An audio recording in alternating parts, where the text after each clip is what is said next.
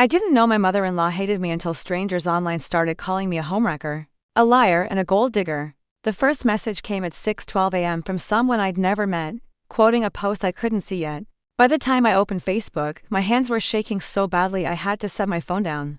The post was written from an anonymous account, but I recognized the voice immediately. The careful victim tone, the selective memory, the way every sentence bent just enough to make her look holy and me look poisonous. She claimed I'd turned her son against God, that I manipulated him with tears, that I refused to attend church because I had something to hide.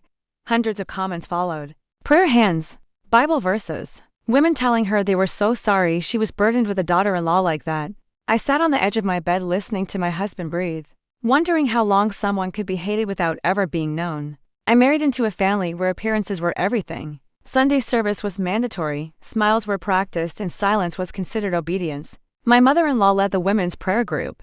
People listened when she spoke. She'd always been polite to my face, but cold in a way that made warmth feel conditional. I told myself it was just adjustment, that love would come later. It never did. Instead, there were whispers, comments disguised as concern, invitations that never reached me. When I stopped attending church regularly after a miscarriage I couldn't talk about, she told people I was drifting.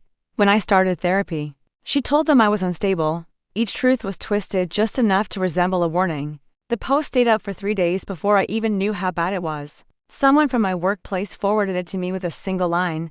"Is this about you?" That's when I stopped crying and started reading. She named no names, but she tagged the church, quoted my husband's childhood nickname, and mentioned details only family would know. She wrote about protecting her son and praying for deliverance.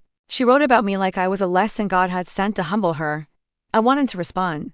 I wanted to scream. Instead, I did nothing. I took screenshots.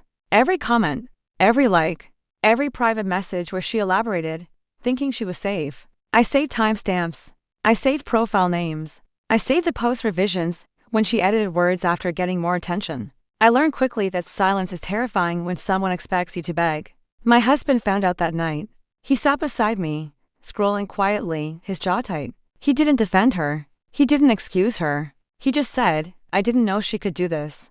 That was the first crack in the version of her he'd grown up with. A week later, the church announced a women's retreat focused on accountability and unity. My mother-in-law was listed as a speaker. That's when I knew where the truth belonged. I didn't show up angry. I didn't show up shaking.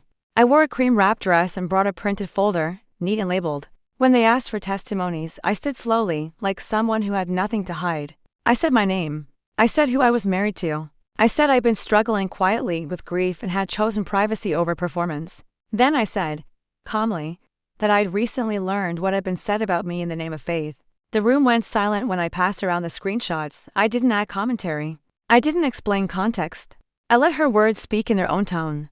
The lies, the exaggerations, the cruelty wrapped in scripture. I watched faces change as they recognized her phrasing, her humor, her certainty. Someone asked if it was real. I handed them my phone. My mother-in-law didn't look at me once. She stared at her hands like they betrayed her. The pastor's wife excused her from the room. The retreat ended early. By Sunday, the post was gone. By Wednesday, she stepped down from her role. No announcement, no apology, just absence. She's never spoken to me about it, not once. But she stopped speaking about me altogether. The messages I get now are quieter. Short apologies. Women telling me they believed her because they trusted her. I don't respond to most of them. I've learned that vindication doesn't always need witnesses. Sometimes, it just needs light. I still don't go to that church. I don't need to. The truth met her there already. And every time I think about how carefully she tried to destroy me, I remember how easily her own words did the work for me. If you want to hear more stories like this, stay close. There's always another truth waiting.